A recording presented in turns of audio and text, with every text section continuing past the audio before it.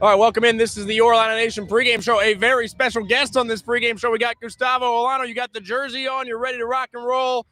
Tell me about what this is. David Olano's dad. In case I guess I should have referenced that, right? Tell me about what this experience has been like for you to not just see David kicking and having success, but man, these people in this stadium love the guy. Yeah, it's been a great experience, to be honest. I mean, for the family, it has been phenomenal to come here every other weekend, have all the fans and everybody, all the appreciation for David. It's been phenomenal. David came to kick, 3-4 years ago. We got into football. It has been an amazing experience every weekend, and we're really, really having a great time as a family, as a fans, and we're just all in. Flash me back when David first told you he wanted to start kicking field goals up in Naperville. What was your reaction? What did you think about that? Well, that was interesting because the two boys, I got an older son, Pablo, they played at the highest level in soccer, and they were doing great. And we have a background in soccer, right. And he said, hey, Dad, I want to kick football. And he was like, all right, he was not asking for, can I do it? He was like, Dad, I want to do it. Uh-huh. So we support him, and things started to change. He got into the varsity team. And then the rest of history. He had a great season on junior year, high school, senior year. And then he was like, okay, if you're going to go for it, we're 100% behind you. We're going to be with you all the time. And here we are. We haven't missed a game since then. You didn't have much of a football background. Have you learned the game of football through him? Oh, yeah, 100%. I mean, we were all about soccer, and that was my life. I mean, we have our roots from Colombia, and that was about soccer.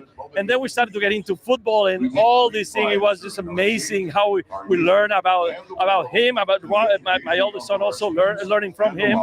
And now you can see not only our immediate family, but everyone in the family, uncles, everyone knows about football. Does David have some people back in Colombia tuning in to watch Illini football?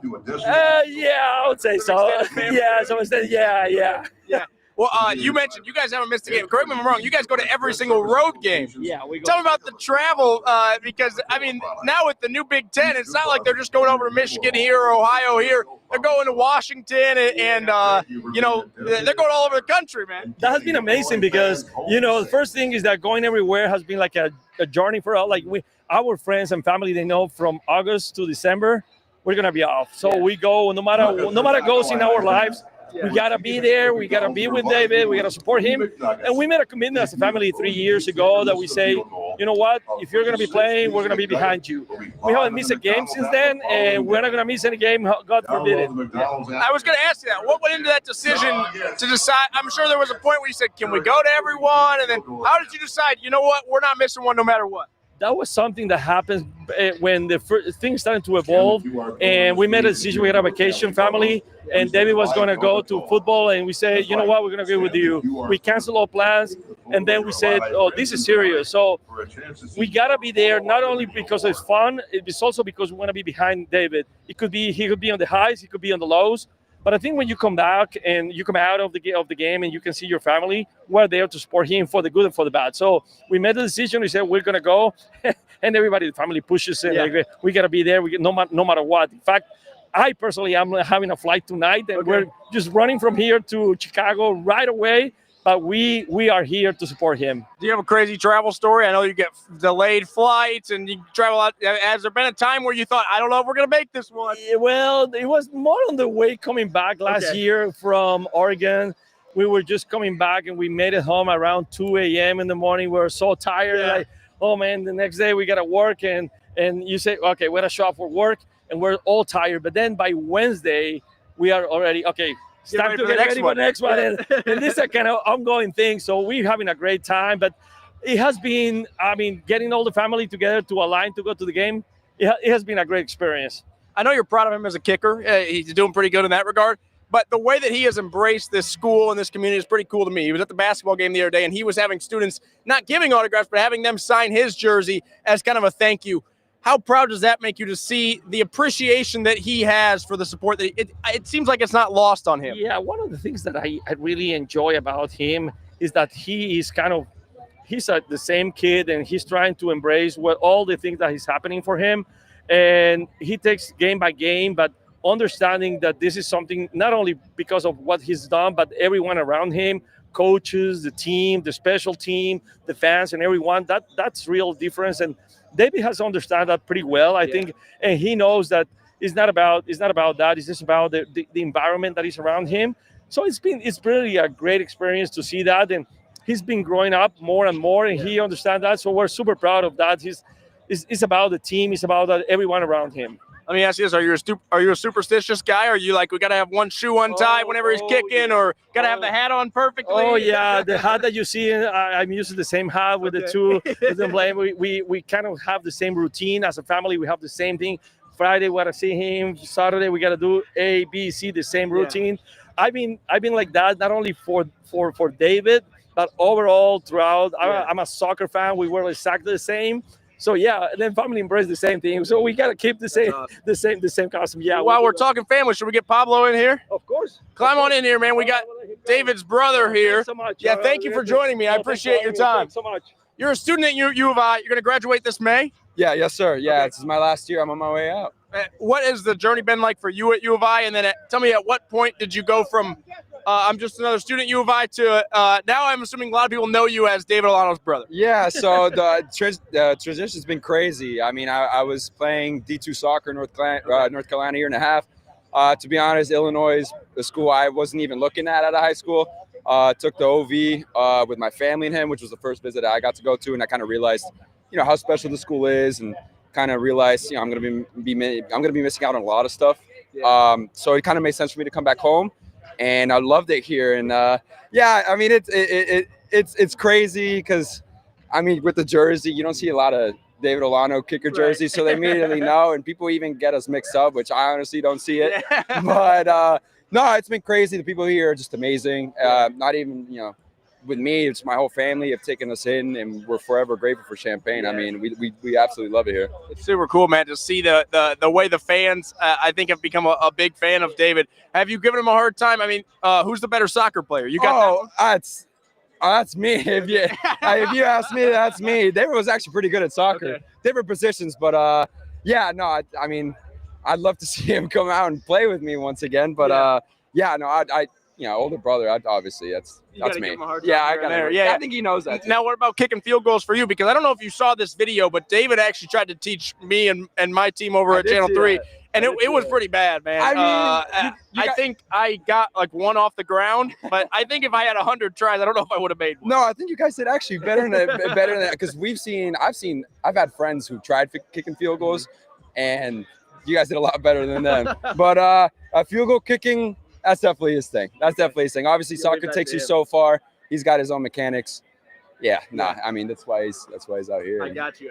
All right, and you're a journalism major. Yes, sir. Yeah, journalism. Graduating this May. Yeah, yes, sir. So if you don't see me on TV in May, it's because this guy stole my job after he graduated. Hey, we appreciate your time, man. Good luck to David so today. much. Yeah, I'll be looking for you out there in the crowd. Of course. Thank you so much for having my dad. Absolutely. No, we enjoyed it, man. We appreciate you guys taking the time, and I'll make sure he gets to his lucky spot before kickoff here, so that we're ready to rock and roll. Yeah. Get on in here, Scott. We got a 3-guest show here on. I'm going to adjust our lighting here. We got a 3-guest show. It's not going to help. There we go. No, you're looking good now. This is Scott. Going to help. Scott Beatty, known Illini radio guy. Can I call that the title? I wear a lot of hats in radio, but Illini broadcaster, WDWS radio, do a pregame show here, just like you do. So yeah. So I love talking about David and talking about his journey and everything. But we also got a game to play, which David will contribute to. But there's a large part of this game. Well, wait, let's go back to the fact that I are both from Naperville in the same high school. So. Did you also kick field goals? I didn't, but I feel like I probably could because David's good at. He gave you enough good pointers. Yeah. Ilanos would just give me. Yeah. Right. What are you hoping to see from the Illini? It feels like I know it hasn't been that long, but it feels like it's been a long time since we've been in the stadium. It feels like I know because it's been 2 weeks, but I feel like it's a game where they just need to run the ball. Yeah. I know Luke Altmaier can throw the ball around as well as any quarterback in the country, but Maryland's rush defense has not been great, to say the least. They have this opportunistic defense, but I think it's just Caden Fagan, Khalil Valentine, Aiden Lawfrey time. I think it's a day where Illinois can kind of shove some people around. This kind of reminds me a little bit of the USC matchup. Not that Maryland and USC are the same team, but some skilled defensive players. Yeah. They got the 17 interceptions. But can they win in the trenches? Exactly. And I think Illinois kind of imposed their will at that USC game and maybe caught USC a little off guard with some physicality. I think Illinois can do that the same here because the offensive line, I think, is superior, even though they get those sacks. Right. And I want to get your thoughts on this because I try not to be a homer or a sunshine and rainbows. Everything is great. I know people are bummed out that the playoff, I don't know if it's a 0% chance, but it's maybe not looking likely with 3 losses.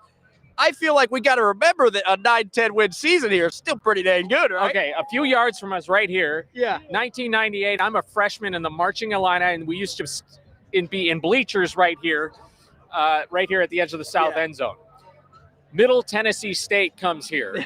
End of the ball game, students rush the field. This is 1998. Yeah. And I said, what is going on? And someone says, we haven't won a game here since 1996. Remember that the 97 season was winless. Yeah. So there's been some valleys. Perspective is so important. And yeah, it is. And, I think Eli Drinkwitz was talking about this week over at Missouri. This is the most exclusive postseason in college sports. It's about 10% or less of teams in FBS that can make it into the playoffs. So don't discredit what else is success. If your standard is make the tournament in basketball and make the tournament in football, that's a much different goal for football. You're talking about a 12-team playoff. Yeah, and not that you shouldn't aspire, and it should be real. And I think there's some teams that if they don't make it, probably do have to reevaluate because they're there. Right. And Illinois is, it's not a attaboy. You're just as long as you get more wins than losses. Right.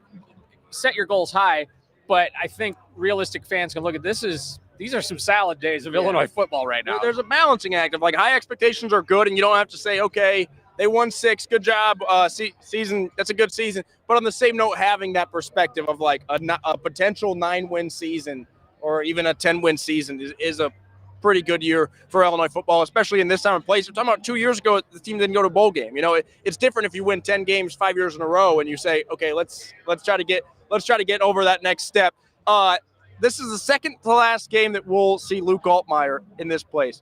It's been cool to see his evolution as a quarterback and probably even as a person. I'm curious because you've been here at Illinois, but also covering Luke longer than I have been. What's that been like from your perspective to see him go from the transfer, okay, what do we got in this guy, and kind of an up and down year, and then last year, a really good year, and then he's backed it up this fall? Well, he makes all the right decisions for the most part. Even the interceptions this year, I'm trying to think, is there one that he just whoops through it to the wrong place?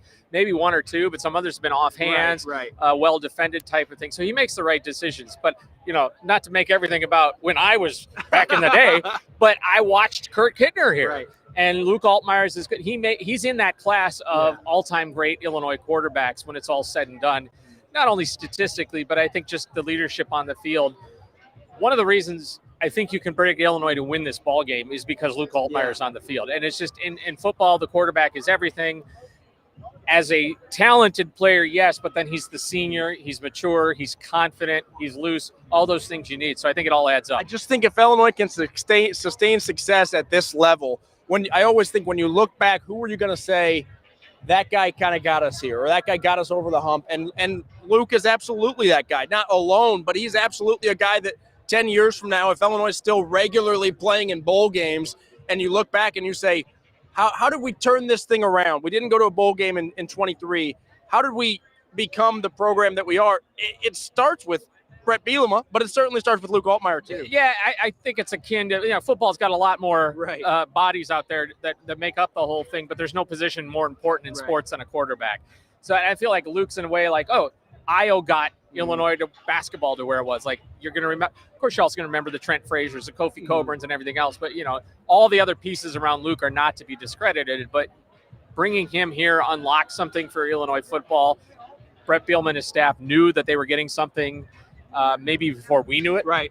And obviously he didn't have a ton of time at Ole Miss to show up, but they knew. And I'll be curious to see what happens now after Luke Altmyer era. Is Illinois starting quarterback next year on the roster right now? Is he in pads today?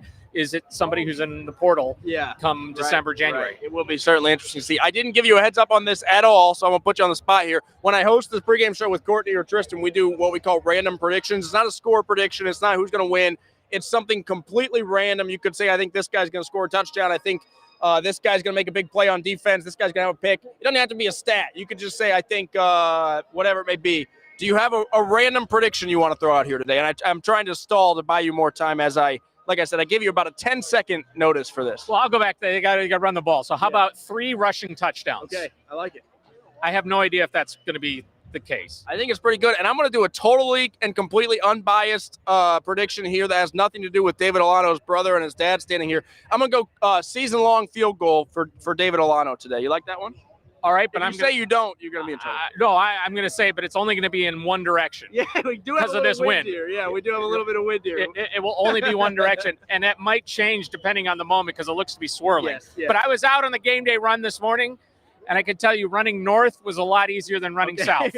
We'll look for when they're going north. Scott, we appreciate your time, man. Glenn. Gustavo, Pablo, appreciate your time. We're going to sign off here for the Orlando Nation pregame show. Don't forget, post-game, Brett Bielema's press conference will be live right back here wherever you're watching this. And then tonight at 10 on WCIA, we will have highlights from this post-game reaction and a whole school football from around the area, and even some high school volleyball. We had a local team win a state championship. A loaded show tonight at 10. We'll see you then. And Brett Bielema will be on the mic for his post-game press conference right back here online wherever you're watching this. Thanks for watching. For Scott, Gustavo, Pablo, and Glenn, we appreciate it.